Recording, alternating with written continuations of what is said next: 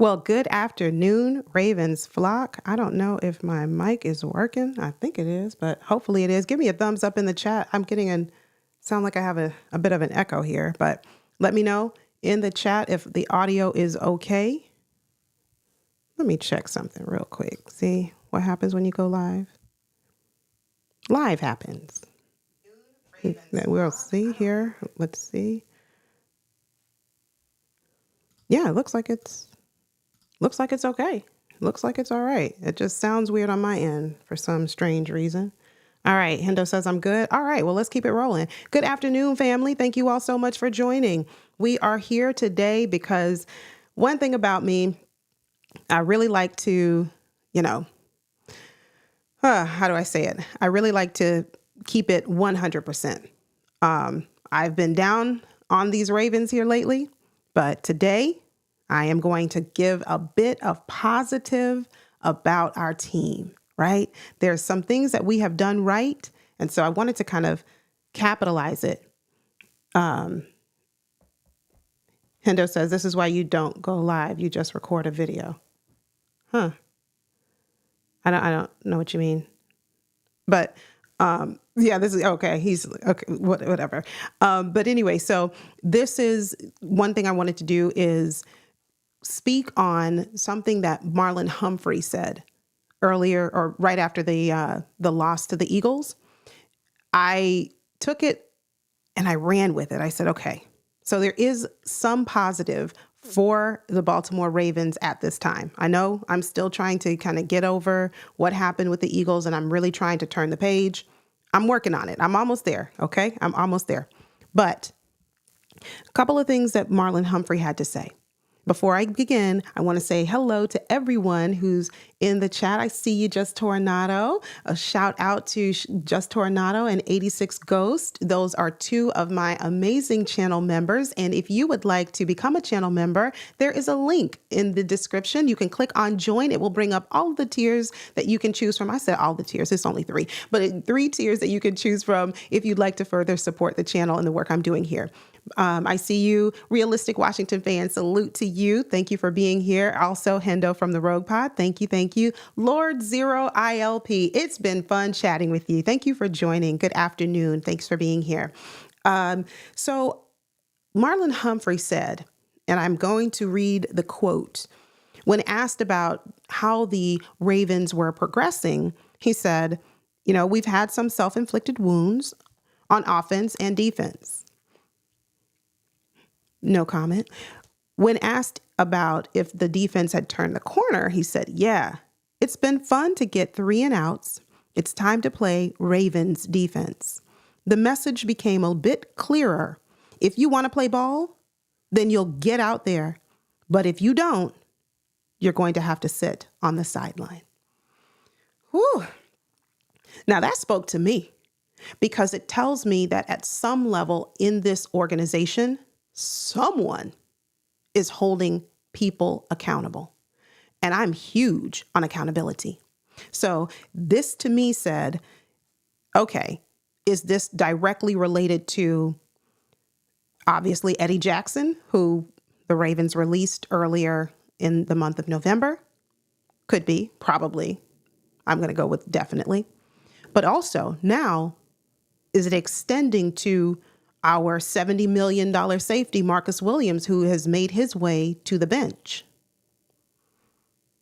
That's a very costly investment to not be playing, right? So for him to say that, it made me think of those players, but not just currently Marcus Williams. Does this extend to Brandon Stephens, a cornerback who's been for the most of the season, for the majority of the season?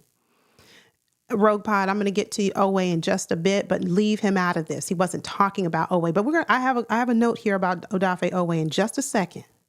But does this extend to Brandon Stephens? Because Brandon Stephens' play has been hit and mostly misses, a lot of them along the journey this season. So it was good to see that as a veteran presence in this secondary, Marlon Humphrey really said, in my own words, If you are going to be out there and be effective and you're going to have an impact on this team, we want you on the field. However, if you're not, there's a seat that is going to stay nice and cozy, warm and toasty for you on the bench. Then I got to thinking, okay, wait a minute. First of all, the front office needs to do a better job of managing money, because if we have $70 million as a healthy scratch sitting on the bench every week, that's a huge issue. The Ravens have named Ardarius Washington as the starting safety moving forward, but not right behind him is, let's see if Bo Braid, what can he do? I don't know.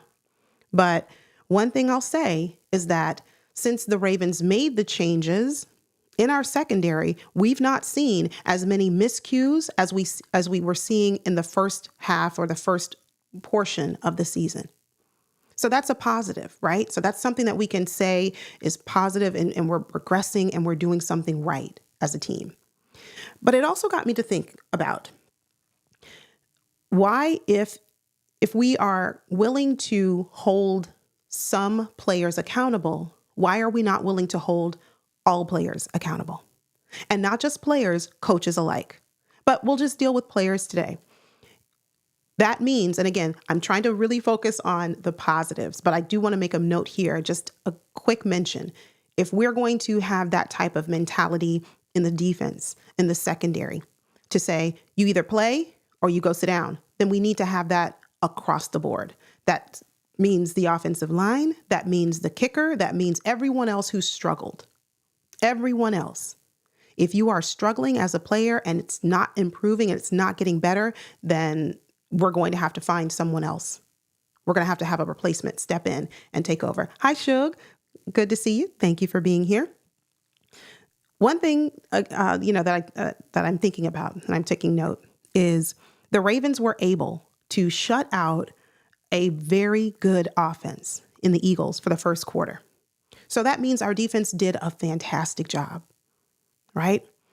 Marlon Humphrey said that they continued to get 3 and outs, get the offense off the field. Now the offense for the Ravens just really couldn't capitalize every time that they, every time they took the field. It wasn't until later on, but moving on, the defense was able to hold Saquon Barkley to 44 rushing yards in 3 quarters. And it wasn't until I think late in the third quarter or sometime in the third quarter when he started to go on his rushing spree where he gained an additional 63 yards for a total of 107. But by that point, when your offense is not controlling the tempo of the game, when your offense is not maintaining and controlling time of possession, your defense is going to get tired. They're going to be gassed. If every 2 minutes they blink, they sit down, they got to pop right back up. Why? Because it's another 3 and out for this offense. So that could be something to consider. But the Ravens were able to get 2 sacks on Jalen Hurts. Very good. One of them was not attributed to my guy Odafe Owe, and Hendo brought him up. So let me talk about that right now. The Ravens only got 9 pressures on Jalen Hurts. 9. Makari, side note, I got to go off on a tangent real quick. Side note, real fast. I won't be long. Side note, Makari gave up 9 pressures alone himself. And as an entire team, right? 9 pressures. As a defense, we only got 9 pressures on Hurts. And the reason why, I'm going to tell you the reason. I'm going to give you the secret. I'm going to tell you why. That's because Odafe Owe only played 15 snaps. That's right. 15. I wasn't very happy about it. And I think I mentioned it yesterday on the show. If you missed it, I'll link it in the description box below.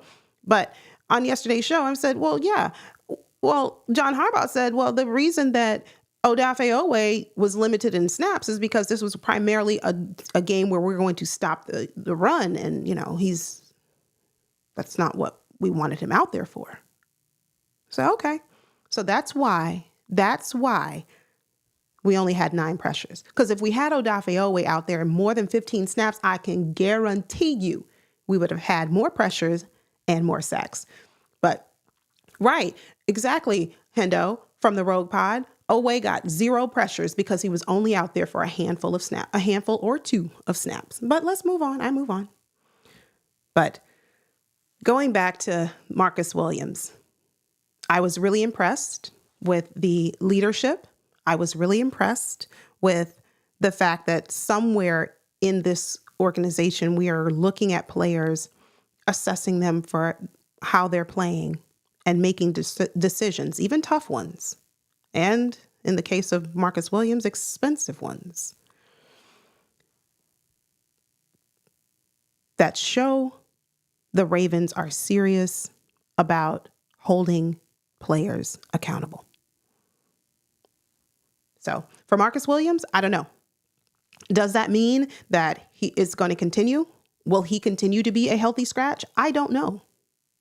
I don't know. I don't know if he's just like done with the Ravens. There's just too many people who are just done. You know, again, this was supposed to be a very short live stream here, just talking about the positive things about the Ravens, the one positive takeaway from the Ravens. And shout out to the father and son duo, the Smiths. I really appreciate them. I was dialoguing with them earlier, and I'm like, hey, what are some positives, right, about our defense that you can think of? And I wanted to kind of highlight what they had to say. They were like, it's not much, that's for sure. But if there is a positive, we've held teams to under 100 yards. Our defense has been able to hold teams under 100 yards rushing in 9 of 12 games this year. That's something positive, right? They have not allowed more than 125 yards on the ground in one game all season. So here again, we know that the Ravens have been very effective in stopping the run. Now, if there's a positive to take away from this, that's one. We continue to be very good against the run, defending against the run. And another positive is that Saquon Barkley, like I mentioned, he was pretty much contained, except toward the latter half and the latter portion. Other than that, we were fine. One other takeaway, one other positive has been as we mentioned, our D-line. But besides that, Kyle Hamilton. I asked yesterday, I said, or maybe it was the other day, I don't recall. I said, name one player who has been 100% consistent all season. All season. And there were only like 1 or 2 names. In the chat, I think Stanley's name came up. And other than, obviously outside of Lamar, and he hasn't been 100% consistent. We know that he's been missing some throws, but let's talk about the O-line. We did that yesterday. I'm not going to rehash. But other than that, Kyle Hamilton, that's it. Out of 53 men on this team, who has been consistent all season? And it's hard to do, right? Because everybody has an off day. Everybody has a not so great day. So that's to be expected. But I see you, Equip Institute. I see you. Thank you for being here. Thank you, Agro Valley Farm. I see that we also have Jason Guest with us. Good afternoon. Good afternoon. And I think I see you, Rave Kingdom. He snuck in here. And yes, he said Ben Cleveland. Oweh does not struggle against the run. Stop it. Stop that. Killicam, welcome, welcome. Bonjour to you, Killicam. Marlon, that's it. My point is, it's an exercise. It wasn't meant for you to take it extremely seriously. But the point was, if we had 1, 2, maybe 3 players that we can name who've been consistent all season, that's really about the cap for us. Other than that, it's been, we will see what we get today out of these players. And out of 53, we've had a couple. And Hendo from the Rogue Pod said, yeah, Kyle struggled in Dallas. Kyle struggled early on. After maybe that Dallas game, we started to see an improvement. And we can say, well, it was because Zach Orr was playing players out of position. That could be true. That could be true. But I'm just saying we have 53 men playing every single week. And the majority of them have been inconsistent. That's it. But so family, I just want to leave you with, there is some positive. There is something positive to glean from our team right now, even in the midst of feeling frustrated, annoyed, angry, sad, hurt, whatever you want to, assign to it, right? There is a bit of positive. Now, are we ready to go on a playoff / Super Bowl run? That's another live stream. That's another day. That's for a whole nother video or a whole nother live stream in and of itself. But for today, I really wanted to just highlight the fact that we are doing some things right. And we're not a horrible team. We're not all bad. But we have a lot of work to do to get where we want to be. Flex Zone Podcast. Hey there. Good to see you. Thank you for being here. And Ramsey J, thank you. Here to hold John Harbaugh accountable. That's right. I appreciate it. Hold him accountable. My thing is, and I'll say this right here, my thing is, if we are going to have that type of accountability or that level of accountability that we saw from Marlon Humphrey as it relates to the secondary primarily, we need to be even across the board. And that does start with John Harbaugh. It does. So let's see where we go from here. That's right. Nothing given said, keep the faith, flock. All I can say is 4th and 29. Now see, 4th and 29. Wow. Just Tornado said, I heard a quote this morning. There are no failures, only learned experiences. So hopefully it's a learning experience that will be reflected in the remaining games. Thank you, Just Tornado. Thank you. I appreciate it. Hendo, if you don't leave Owe alone, he hasn't done anything to you. Owe has been consistently, positively. He has not. You cannot sit here and say that he has been inconsistent because he is tied. And with Kyle Van Noy for leading our team in sacks. And I know you're going to say he played one more game than Kyle. I know where you're going with this, but he's still tied with leading our team in sacks. So does he struggle to defend against the run? Okay, well, maybe that's another video. Maybe I need to look into see how good he is in terms of that. But that's, his primary responsibility. He's here to set the edge. Does he do a good job at that? I don't know. Yes, that's the answer. The answer is not, I don't know. The answer is yes, he does. He does a fine job, okay? But 15 snaps for him was a little bit disheartening. But Rave Kingdom said, I was told Owe was killing it in the offseason. He was, and he still is to some degree, I think. Anyway, we are here to talk generally about the good things that this team can do. And I'm just here to give you a little bit of hope. Something can come out of this that's positive. Now, someone mentioned earlier, and I saw it and I didn't read it at the time, but I think it was, if I can find the comment, I should have started. Lord Zero ILP, we got the best O-line too. I think he's talking about the Eagles. And you can't expect to win games, difficult ones against really good teams, unless you develop your players in the trenches, unless you start there and build around them. So we all know and we all see that is a weakness for the Ravens. What we can do at this point to change that, well, we have, what's his name, Jones. We also have Ben Cleveland. We have players on our team that can come in. Let's see what they can do, because they are bound to be better than what we see from Pat McCary and Daniel Falele. But I'm going to leave it there for today. I see you, John. I see you, RJ. What did the Flex say? Why are you talking about, Flex Zone Podcast? We were about to be friends, right? We were going to be lifelong friends. Owe, you take Owe off this team for 1 minute and you guys would be very upset. RG, John Horrible, will not insert Ben Cleveland. It will hurt his ego. At this point, I don't care about, this probably sounds very bad and not very nice. I don't really care about his ego at this point. I want to win a Super Bowl this year. And we're close. We are. We're just not getting the job done.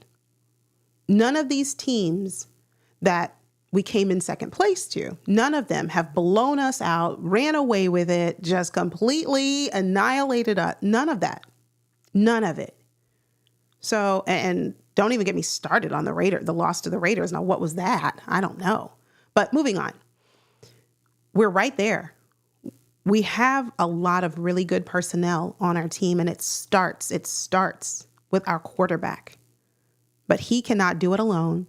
We have to allow and command that this front office hold players accountable. This front office hold coaches accountable. Because as we heard from Marlon Humphrey, good things actually start to happen when you do that. Our defense started playing much better. Credit that to Zach Orr really finding his stride and realizing, oh, I need to play the players in position for them to succeed. But also credit it to the Ravens for making moves, i.e. benching players, i.e. releasing players that were not getting the job done. That's what we're going to need to see. And we're not going to have that tough conversation today. We did yesterday about Justin Tucker. But just think about it. Some people are on the fence. You have to be gentle. You can't, just go out there and damage his ego. You can't just, and while there is merit there, there's also merit in, we cannot afford to continue to have games where it might come down to a field goal. And I hate to put him in that situation. It's not fair. I wish we were able to score more points so that he did not have to kind of like be all eyes on me. But in that moment, in that very instance, it's going to have to be a situation where we have to rely on our kicker to carry us across the finish line. Black Daniels, thank you. Thank you for joining. Thanks for being here. Flex Zone Podcast, you say you're joking. Okay. Whew. See, now we're back. You're back in good graces. Everything's okay. He extended the olive branch. We are all fine. We're all fine. We're all BFFs again. See, he was talking about my guy, Odafe Owe, and I just can't have it. Sherelle Blue, good afternoon. I don't know that I've seen you around, but thank you for being here. Thank you. Thank you. Well, this is a quick afternoon check-in. I hope all of you are doing well. Keep your heads up, family. It's tough. We got some tough choices to make, some difficult decisions, but there's a glimmer of hope. And with that, I'm going to cling to it. Again, I know the odds seem insurmountable because we have a head coach who's just not really, I don't think he's the coach to get us to the promised land, but we're going to have to find a way to win despite him. And it starts with accountability. So with that, I will talk with you very soon. Make sure you have on your post notifications, subscribe if you're new, hit the like button for me. If you're enjoying just seeing my face all up on your screen at random times, hit the like button. Do me that favor. It helps the channel grow a ton. It lets the algorithm and YouTube know, hey, we like this content over here. Share it with other people. So do that for me. And if you're new, subscribe, turn on your post notifications, and you will see me really, really soon. I have some videos coming out for you, and it's going to be fun. It's going to be fun. Well, thank you very much for joining. And I'm going to always tell you, no matter what, even when we come in second place, you know what I have to say. It's always, always go Ravens.